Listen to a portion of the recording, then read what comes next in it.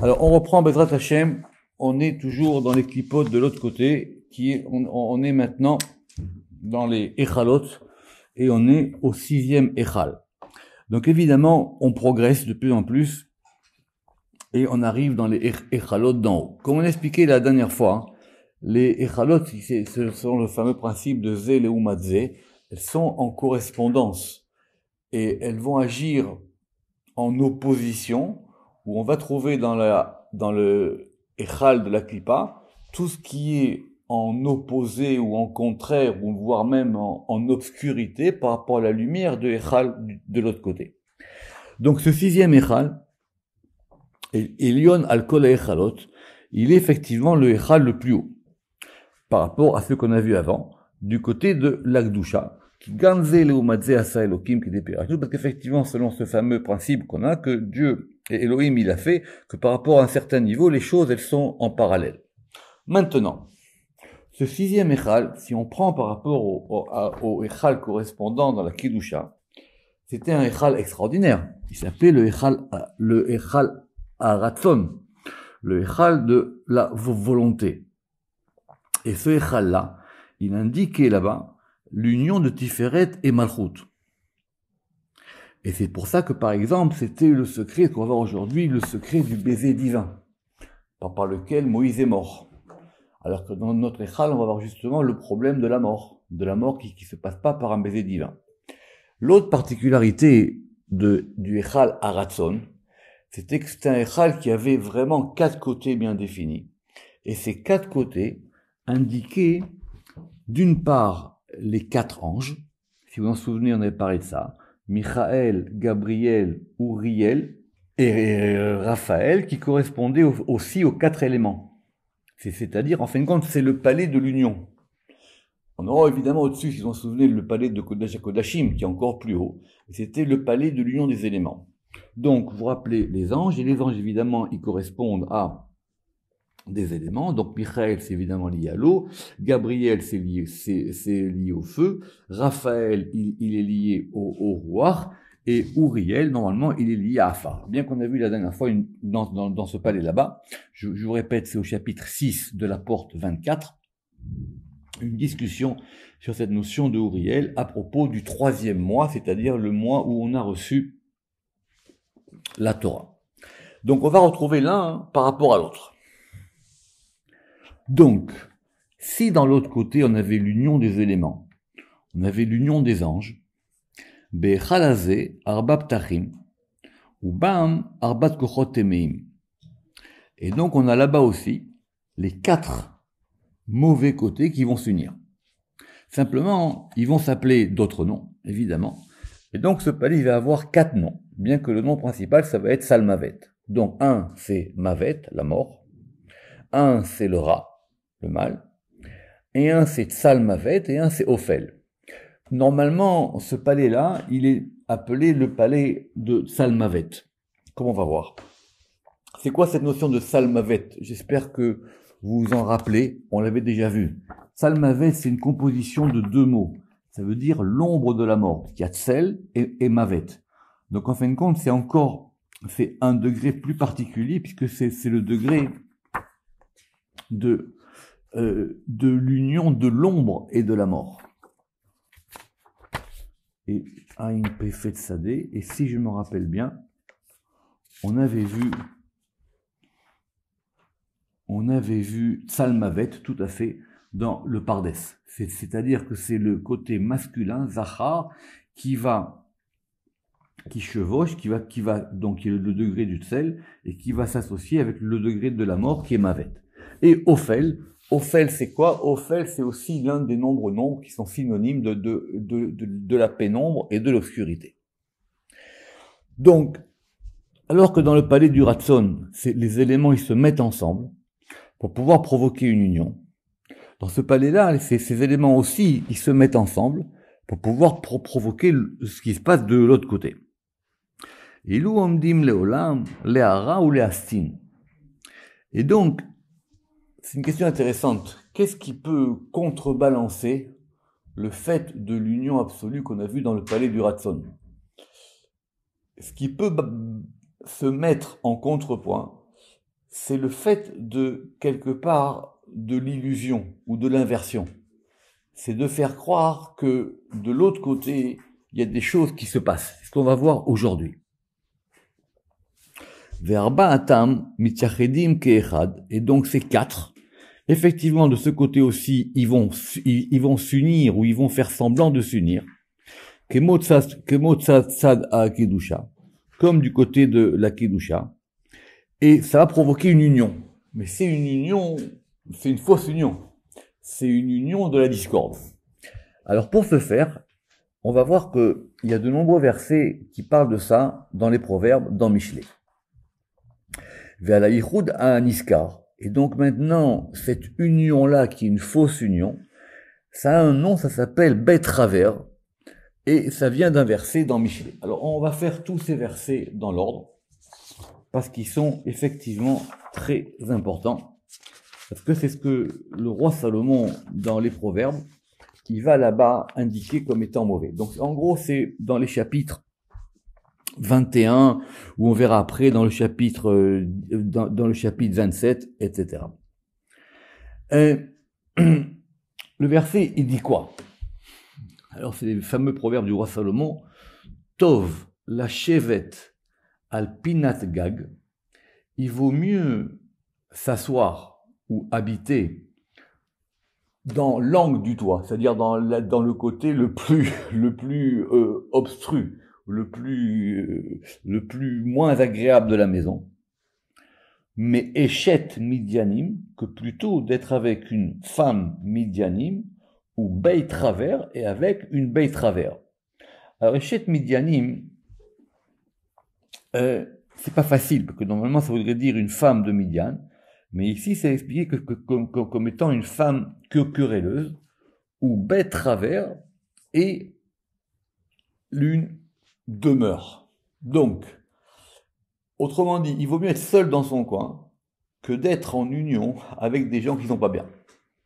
Mais ici, dans tout ce qu'on va voir dans Michelet, c'est lié au côté féminin.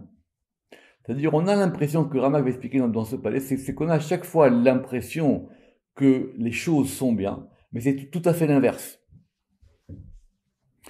Et ce qu'on va voir, et c'est marqué aussi, effectivement, on trouve la même expression dans Devarim. En fin de compte, c'est une fausse amitié. C'est une fausse union. Par exemple, à propos de ce palais, Valecha Lazé Nema, il est marqué aussi dans Michelet en 27.6. Nehemanim pitz'e oev, ven'atarot neshikot sonné. Alors le rabbin traduit bien, il dit que pitz'e oev, ça veut dire les blessures qui sont faites par quelqu'un qui vous aime. Nehemanim, elles sont fiables. Quand quelqu'un vous aime, qui vous aime, il vous blesse, et qui le fait en vous aimant, c'est qu'effectivement, il le fait pour votre bien. Par contre, les baisers d'un ennemi, ils sont toujours dangereux.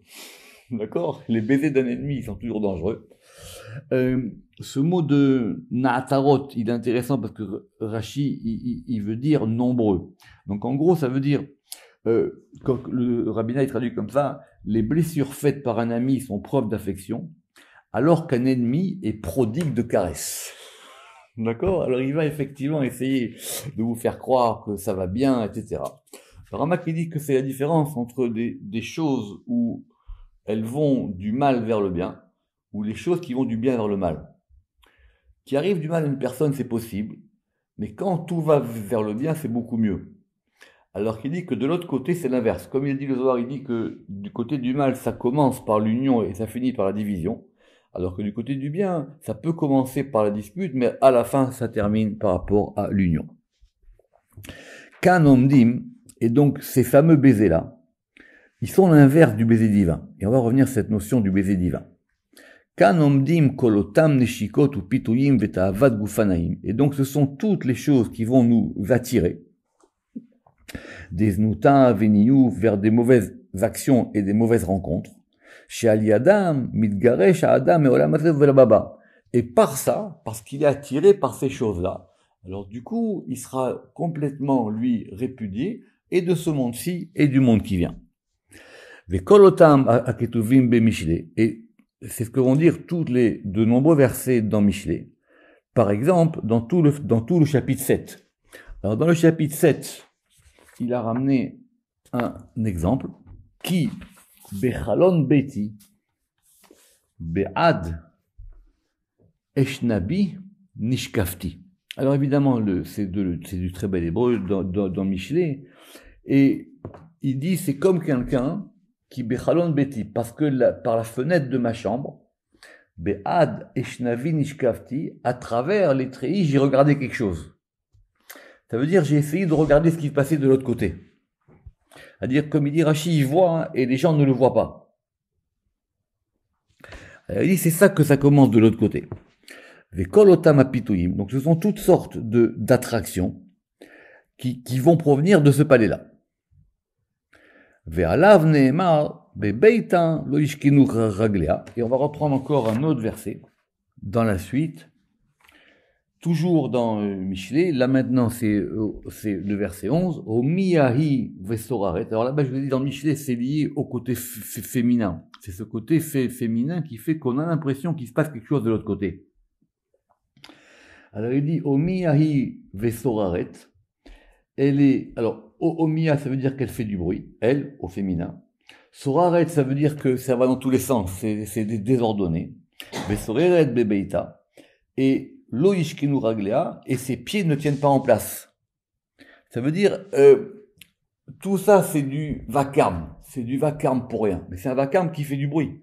Et c'est un vacarme qui peut effectivement attirer beaucoup de personnes. Chez I, Olechet, parce que ce côté-là, non seulement il est là, mais il va en plus se déplacer. Liftot bene Adam, pour pouvoir donc séduire les hommes. Et une fois qu'effectivement elle les a séduits, alors effectivement après, on est passé du miel au fiel. D'accord? Et donc c'est de la cruauté. Ou Motsia Nishmato, et elle va faire sortir son âme avec les 3 gouttes de l'épée. Alors c'est quoi cette notion des 3 gouttes de l'épée? C'est Mara qui raconte que les hommes, ils meurent pas tous de la même manière. Effectivement, il y a certaines personnes qui sont morts par des baisers divins. D'accord? Donc on a une liste qui change un peu selon les versions, mais des gens qui, eux, ont réussi que même dans leur mort, c'est un baiser divin. La Gemara dit là-bas que pour ces gens-là, la mort, c'est comme retirer un cheveu d'un bol de lait. D'accord? Mais elle dit que pour les autres, ça correspond à une épée. Et cette épée, elle va faire descendre 3 gouttes. Alors le Ramak et Lima, parce que dans le Lima, je vous ai dit que c'était beaucoup plus développé. Il dit là-bas que c'est quoi ces 3 gouttes? La première goutte, c'est que c'est comme un poison et qui va agir à l'endroit de la connexion du corps et de l'âme. Veimara kelahana, et c'est ce qu'on appelle le lahana, c'est une espèce de poison très fort qu'on trouve dans la Torah. La deuxième goutte, c'est pour pouvoir séparer l'âme du corps et donc provoquer la mort, à proprement dit. Et en fonction du degré que l'homme il a eu de jonction entre l'âme et son corps, et de ce qu'il a fait dans ce monde-ci, les 2 gouttes elles vont pas agir de la même manière. Parce qu'effectivement, soit il peut avoir des morts douces, soit il peut avoir des morts moins douces. Et donc effectivement, ça sera soit beaucoup plus doux, soit beaucoup plus amer. C'est ce qui est marqué ici. Donc, par la première goutte, Be'achat, Nishmato mitbalbelet, son âme, elle va être complètement étourdie, au sens étymologique. Ve'ena motza makom la shevet, et elle va plus trouver d'endroit d'assise. Ou Bachénit, par la deuxième goutte, Nafsho mitakeret veyosa. Donc l'âme, elle va maintenant être détachée et elle va sortir. Bashlishit, panav morikot veyatsa nishmato kipitroye, et par la troisième goutte, son visage, il change d'aspect. Et donc maintenant, son âme, elle est sortie. Donc, rappelez-vous, alors que dans le palais du Ratson, c'est quoi le Ratson? C'est la volonté. Rappelez-vous que Moshe, il est mort au moment du Ratson. Il est mort au moment de Mincha de Shabbat. Parce que c'est le moment de Et Ratson. Vanit et Filati de Hashem Et Ratson. C'est le moment le plus important de la semaine.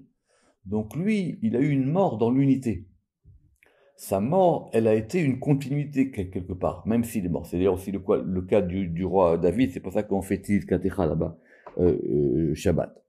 Alors que de l'autre côté, c'est pas la même mort. Kolze, Tarat Asher Nimshar Acharea. Parce que tout ça, parce qu'effectivement, c'est la suite, comme dit le verset, Ve'acharita Mara Kalkala'ana.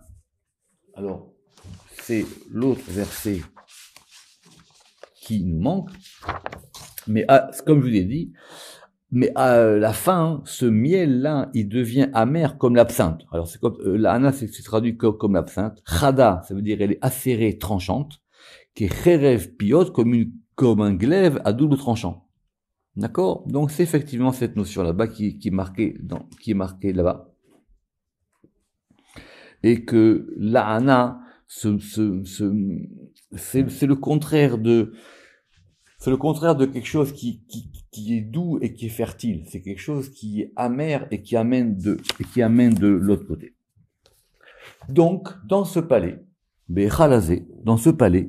vont se trouver en dim, kol otam amekatregim amefatim la adam.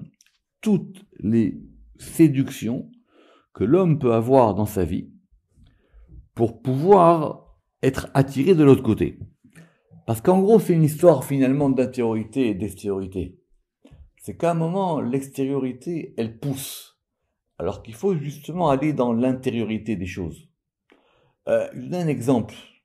Vous savez qu'il y a l'intériorité de la mitzvah et il y a l'extériorité de la mitzvah. Plus on rentre à l'intérieur de la mitzvah, plus on comprend qu'effectivement on est dans quelque chose d'intérieur. Il y a vraiment une véritable intériorité. Quand maintenant on voit l'extériorité, c'est possible qu'une autre extériorité puisse prendre la place. Et donc, ce sont tous les accusateurs, Amefatim la Adam Bemalbushav, et donc ça peut prendre évidemment plusieurs formes. Alors ça peut être les habits, il est bien habillé, ou Bebagdav, et ses vêtements, Veosim Salsel Veshimashesh Besaro, par exemple, c'était l'histoire de Yosef, vous savez que Yosef il se frisait les boucles, d'accord, parce qu'il se trouvait beau. Alors la Gemara elle a dit que c'était pas très bien ça non plus. Ou par exemple, le fait qu'on va l'attirer vers des choses, on va lui dire voilà, il y a des choses bien, où il va pouvoir bien se laver, bien s'habiller. Puis il est tefgé, et que donc, mais tout ça, c'est uniquement pour aller de l'autre côté. Et il y a un préposé spécial à ça. Mamoune Echad, dont on ne dit pas le nom. Et c'est son principe à lui. C'est effectivement d'attirer les gens pour dire regarde, de l'autre côté c'est mieux. À l'intérieur de ce Echal, il y a un autre préposé, et lui, il s'appelle Mara. C'est le miroir. Il fait voir des choses. D'accord? C'est le miroir aux alouettes, si on peut dire ainsi comme ça. Et c'est le miroir dans lequel l'homme se voit, Asherbo Adam et Atzmo, ou Mitaïfa ou Metsalsel, et par lequel il va maintenant se trouver beau ou s'enorgueillir.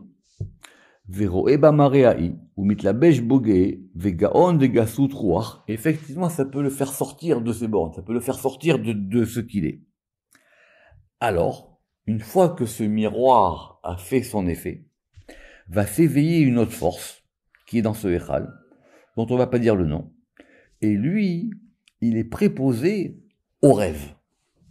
Mais évidemment, c'est pas des bons rêves.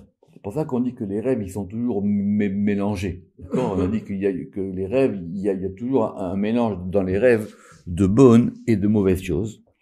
Et donc, lui, il est préposé aux rêves pour montrer à l'homme des choses dans ses rêves qui font que, à la fin du compte, il va même en perdre son âme.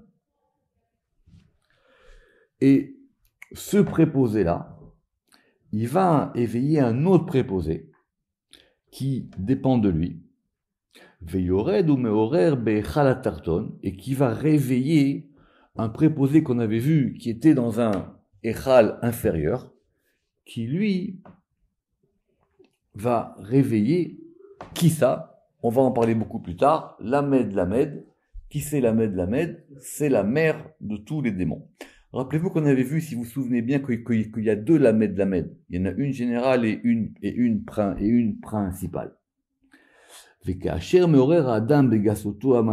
donc, lorsqu'effectivement, ce préposé-là, il va agir, alors il va faire en sorte que cet homme-là, il se lie avec Lamed Lamed.